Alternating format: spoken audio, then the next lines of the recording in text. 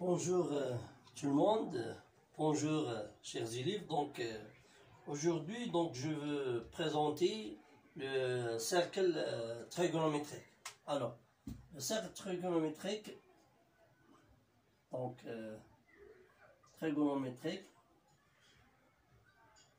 c'est un outil mathématique qu'il faut le maîtriser pour le tronc commun, la première année et la deuxième année baccalauréat.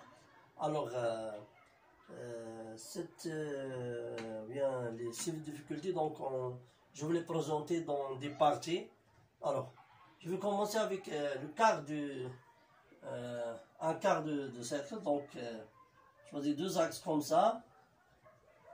Alors, ça c'est 0. Donc, OI. C'est le même. Ici, ça c'est G. OI égale OG égale 1 cm. D'accord? Alors,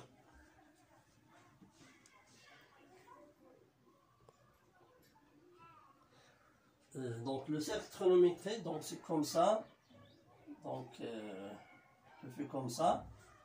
Alors, maintenant, on prend cet axe, c'est un axe de symétrie, ou bien axe de référence. C'est un axe de référence. D'accord, c'est un axe de référence. Alors, par exemple, on prend un angle, c'est comme ça, un angle P. Alors, un point P, ça c'est P sur 6. Alors, l'angle alpha, c'est alpha, P sur 6, correspond bien à un point, P, d'abscisse, P sur 6. Ça c'est l'angle. Alors, premièrement, l'angle alpha, c'est OI, c'est l'angle entre OI et OP. L'angle alpha entre OI et OP correspond P d'abscisse P sur 6, ça s'appelle l'abscisse. Ça s'appelle l'abscisse curviligne. Ça s'appelle l'abscisse curviligne. Alors, l'angle donne un abscisse curviligne P sur 6. Alors, on veut, par exemple, calculer le cos de alpha. C'est-à-dire quoi? Le cos, par exemple, de P sur 6. C'est quoi le cos de P sur 6? C'est la projection, c'est la projection du point P sur l'axe OX ou bien sur l'axe OI. Si on fait la projection de P sur l'axe OI, d'accord? Si on fait la projection comme ça, on obtient un point ici, ça s'appelle le cos de P sur 6. D'accord? C'est le cos. Par exemple, le point I, le point I ici, le point I, d'abscisse curviligne, c'est 0. D'accord? Si on veut, par exemple, voir le cos de 0, le cos de 0, c'est quoi? C'est la projection de I sur I, c'est la même chose, c'est des cos de 0 égale à 1. D'accord? Le cos de 0 ici, c'est 1. Alors, par exemple, si on veut déterminer le signe d'un angle alpha, par exemple, le signe de P sur 6. On fait la projection de P sur l'axe OG. On fait la projection comme ça. On obtient le signe de P sur 6. Ça dit quoi?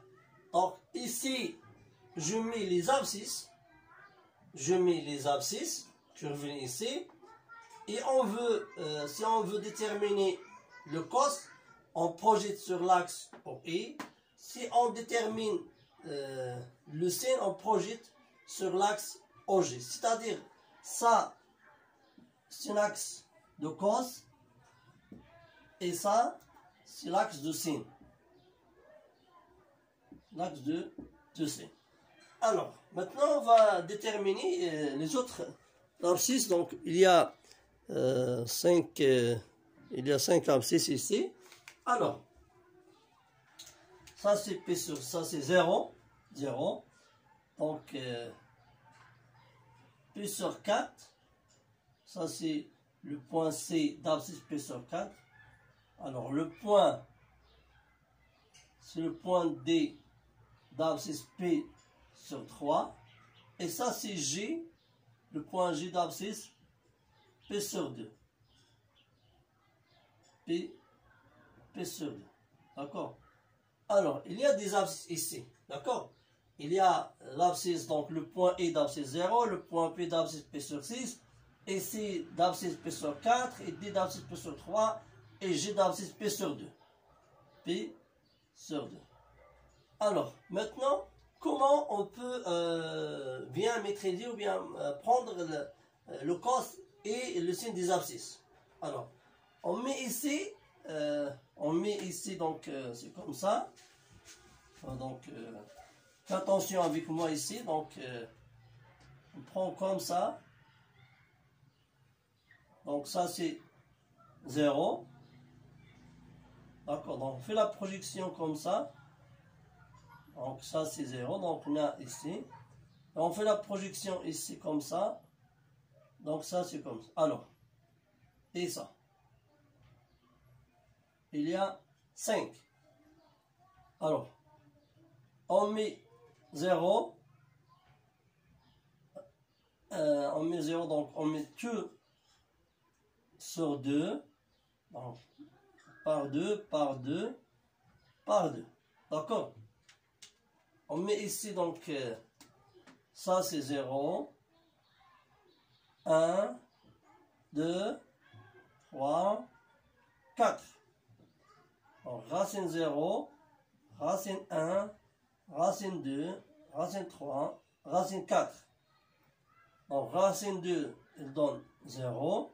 Ça, elle donne 1 sur racine 1 sur 2. Ça, elle donne racine 2 sur 2. Racine 3, ça, elle donne 2 sur 2 égale à 1. D'accord? Alors, le cos de P sur 2, c'est 0. Le cos de P sur 3, 1 sur 2. Le cos de P sur 4, racine 2 sur 2. Le cos de P sur 6, c'est racine 3 sur 2. Le cos de 0, racine 0, c'est 1. D'accord? Ça, c'est pour le cos.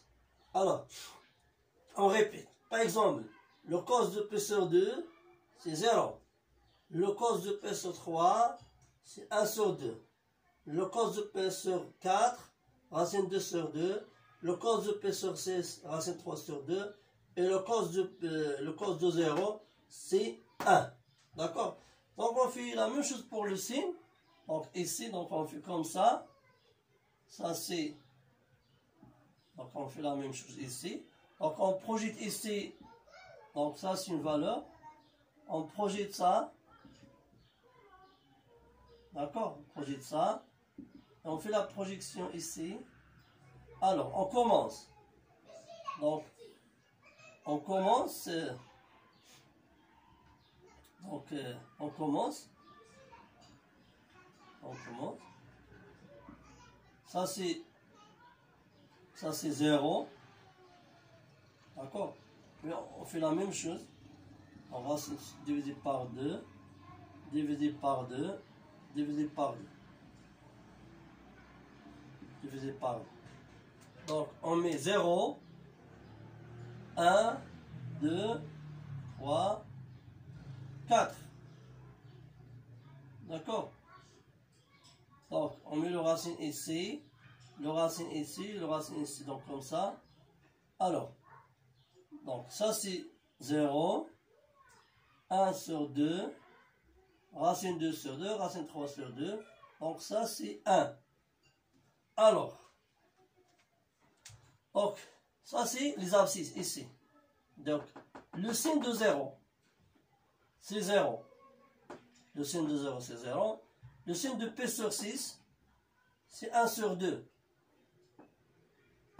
Le signe de P sur 4, c'est racine 2 sur 2. Le signe de P sur 3, c'est racine 3 sur 2. Le signe de P sur 2, la projection, c'est la même, hein? C'est la même, bon. C'est la même, donc c'est 1. D'accord? Alors, je pense qu'on a expliqué un peu comment localiser les abscisses. Donc, c'est quoi les abscisses curvilignés, premièrement, et comment le localiser ici, puis et comment calculer donc, le cos et le sin de chaque abscisse curviligne. Alors, puis donc on va faire la symétrie de cette abscisse par rapport à l'axe. On obtient les autres abscisses curvilignés. Alors, je pense on va s'arrêter dans cette partie. Puis donc on va compléter dans la partie 2 donc les abscisses. Donc ici donc on a travaillé sur 0 P sur 2. Donc la deuxième partie donc on va travailler sur 0 P. D'accord? Alors bonne chance. Donc s'il y a des remarques ou bien des choses qu'il faut les appliquer, vous bien l'exprimer, bien expliquer plus, donc vous pouvez les laisser dans les commentaires. Alors bonne chance, salam alaikum.